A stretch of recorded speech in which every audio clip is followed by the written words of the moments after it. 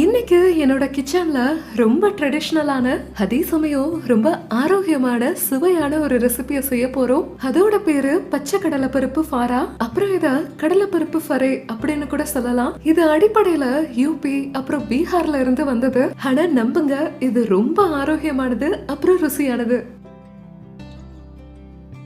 பருப்பு ஃபரா செய்யறதுக்கு நான் இங்க கோதுமை மாவை எடுத்திருக்கேன். இது நம்ம சாதாரணமா பயன்படுத்துற ரோட்டி மாவு தான். இந்த பாரம்பரியமான ஃபரா ரெசிபியா கோதுமை மாவை வச்சு மட்டும்தான் செய்வாங்க. ஆனா இதுல நான் 3 டேபிள் ஸ்பூன் வெள்ளை ரவைய சேர்த்துக்க போறேன். இது மேல லேயருக்கு நல்லா முறுமுறுப்பா கொடுக்கும். அப்புறம் ஒரு தாளிப்பு சேர்க்கும் போது நமக்கு ஒரு நல்ல முறுமுறுப்பான லேயர் வரும். அதுக்காக தான் சொல்றேன். இப்ப இதுல நான் உப்பு சேர்த்துக்கிறேன். கடைசியா இதுல 2 டீஸ்பூன் ஆயில சேர்த்துக்கிறேன். நீங்க எண்ணெய்க்கு பதிலா நெய்ய கூட சேர்த்துக்கலாம். இப்போ கொஞ்சம் கொஞ்சமா தண்ணீரை சேர்த்துட்டு மாவை நல்லா பிசைஞ்சுக்கலாம். இத பரோட்டா மாவு மாதிரி பிசைஞ்சுக்கலாம். மென்மையாலாம் பிசைய வேண்டாம். இப்ப இந்த மாவு தயாரா இருக்கு. இத நான் மூடி வச்சுட்டு அது வரைக்கும் பருப்பு அரைச்சுக்கலாம். இப்ப பருப்பு ஃபராவை செய்யறதுக்கு நான் இந்த பச்சை கடலை பருப்பை எடுத்திருக்கேன். இது ஒரு கப். நான் இத ஒரு 4-5 மணி நேரத்துக்கு ஊற வச்சிருந்தேன். பச்சையெல்லாம் இதை சமைக்க போறதில்ல. இப்ப இத நம்ம ஒரு மிக்சர் ஜார்ல போட்டுக்கலாம். உங்களுக்கு வேணும்னா நீங்க பாசி பருப்பை கூட எடுத்துக்கலாம். மஞ்சள் நிறத்துல தோல் இல்லாம இருக்கும்ல அது. இப்ப இந்த பருப்பு கூட நான் பச்சை மிளகாய எடுத்திருக்கேன். சின்னதா வெட்டியிருக்கேன். அப்புறம் ஒரு சின்ன துண்டு இஞ்சி இதை சேர்த்துக்கலாம். இப்ப இந்த பருப்பை அரைக்கிறதுக்கு முடிஞ்ச அளவுக்கு தண்ணி எல்லாம் சேர்க்காதீங்க. ஏன்னா தண்ணி அதிகமா இருந்தா அதை ஃபரால ஸ்டஃப் பண்ண முடியாது. அதுக்காக தான் சொல்றேன்.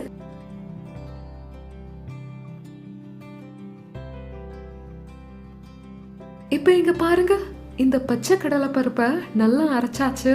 ஒருவேளை மிக்சியில அரைக்க முடியலன்னா நீங்க ஒரு ஸ்பூன் தண்ணீரை சேர்த்துட்டு அரைச்சுக்கலாம். அப்புறம் நல்லா பேஸ்ட் மாதிரிலாம் அரைக்கணும்னு இல்ல, கொஞ்சம் கரகரப்பா அரைச்சுக்கலாம்.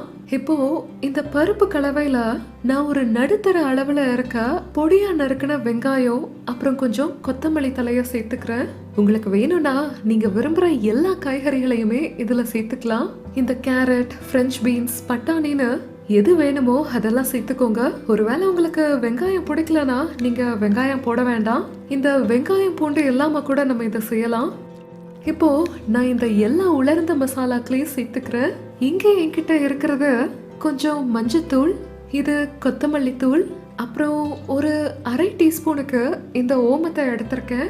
இதை எல்லாத்தையும் சேர்த்துக்கலாம். பருப்பு ஃபரா கூட இந்த ஓமம் ரொம்ப சுவையா இருக்கும். இப்போ ஒரு சிட்டிகை பெருங்காயம், அப்புறம் கொஞ்சமா உலர்ந்த மாங்காய் தூள் ஒரு அரை டீஸ்பூன் இருக்கும். இது நல்ல புளிப்பை கொடுக்கும். அப்புறம் மிளகாய் தூளை சேர்த்துக்கிறேன். அடுத்ததா நம்ம உப்பு சேர்த்துக்கலாம். இப்ப இந்த முழு கலவையையும் நம்ம நல்லா கலக்கிக்கலாம். இப்ப பருப்பு ஸ்டஃபிங் தயாரா இருக்கு. இப்ப இந்த மாவுல இருந்து சின்ன சின்ன உருண்டைகளா எடுத்துக்கலாம். இப்போ ஒரு உருண்டைய எடுத்துட்டு கீழே கொஞ்சமா எண்ணெய தடவிக்கலாம். அப்பதான் இது உருட்டும் போது ஒட்டாது. அதுக்காக தான் சொல்றேன். இப்ப நம்ம ஒரு சின்ன ரோட்டி போல உருட்டிக்கலாம். ரொம்ப மெல்லிசாலாம் தேய்க்க வேண்டாம். இப்ப சுமாரா 2 டீஸ்பூன் ஸ்டஃபிங்க எடுத்து இத இப்படி வச்சுக்கலாம். இப்ப பக்கத்துல கொஞ்சம் தண்ணீரை தடவிட்டு நம்ம குஜியாவை மூடுவோம்ல, அதே மாதிரி இதை மூடிக்கலாம். இந்த மாதிரி இங்க பாருங்க. இப்ப இதே மாதிரி எல்லா ஃபராக்களையும் செஞ்சுக்கலாம். நான் செய்யறேன்ல இந்த பருப்பு ஃபரா ரெசிபி, இதை எனக்கு செய்யணும் அப்படிங்கிற எண்ணம் வந்ததுக்கு காரணம் என்னோட வியூவர் சோனல் சிங் தான். அவங்க செயல்முறை, அவங்க இதை எனக்கு செஞ்சு அனுப்பியிருந்தாங்க.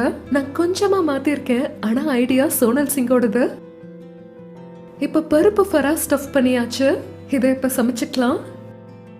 பருப்பு ஃபராவை சமைக்கிறதுக்கு நான் ஒரு பெரிய பாத்திரத்துல தண்ணிய கொதிக்க வச்சிருக்கேன். நமக்கு கொதிக்கிற தண்ணி தான் வேணும்.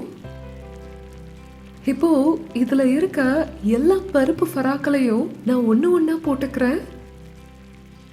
இந்த ஃபராவை தண்ணியில சேர்த்ததுமே கொதிக்கிற தண்ணியில அது வேகமா கீழே போயிடும். அப்புறம் இதை சமைக்க 15 நிமிஷம் ஆகும். இது நல்லா வெந்ததுக்கு அப்புறமா இது மேல மிதக்க ஆரம்பிக்கும். அதுக்காக தான் சொல்றேன். இப்ப இத நான் மூடி வச்சுக்கிறேன். கொஞ்சமா திறந்துக்கலாம்.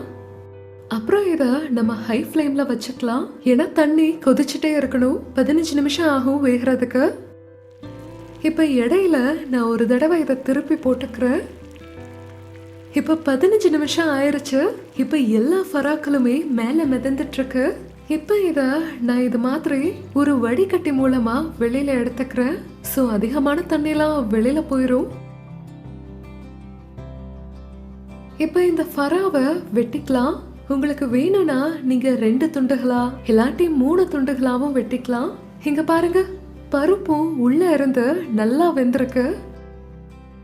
இப்ப இந்த ஃபராவுக்கு நம்ம ஒரு நல்ல தாளிப்பை கொடுக்கலாம். நான் இங்க எண்ணெயை எடுத்திருக்கேன். சுமாரா 1 டேபிள் ஸ்பூன் எண்ணெயை சேர்த்துக்கிறேன். நீங்க எண்ணெய்க்கு பதிலா நெய்யை கூட சேர்த்துக்கலாம். அதுவும் சுவையா இருக்கும். இப்ப இந்த எண்ணெயில நான் 1 டீஸ்பூன் கடுகு அப்புறம் 1 டீஸ்பூன் சீரகம் சேர்க்கிறேன். இப்ப இந்த பருப்பு ஃபரா இருக்குல்ல, இது ஒரு முழுமையான உணவு. நீங்க பாத்தீங்கன்னா இதுல மாவு, பருப்பு கூடவே காய்கறிகளும் இருக்கு.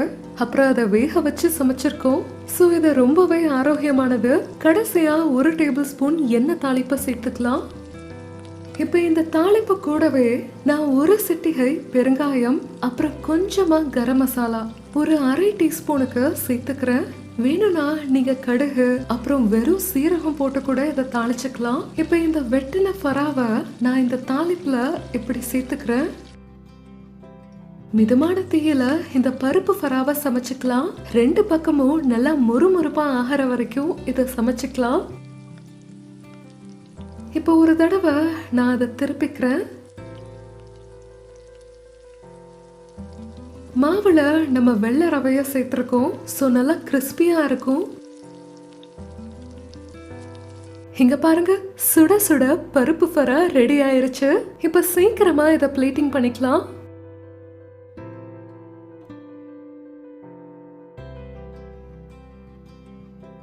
இப்ப இங்க தயாராயிருச்சு சுட சுட பருப்பு ஃபரா. இது ஒரு சூப்பர் ஹெல்தி டிஷ்.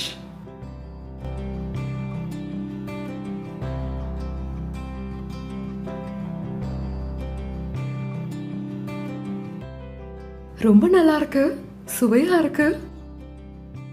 முழுமையான உணவு, ஹெல்த்தியானது. Must try recipe. வா யூபி, பீகார் வா.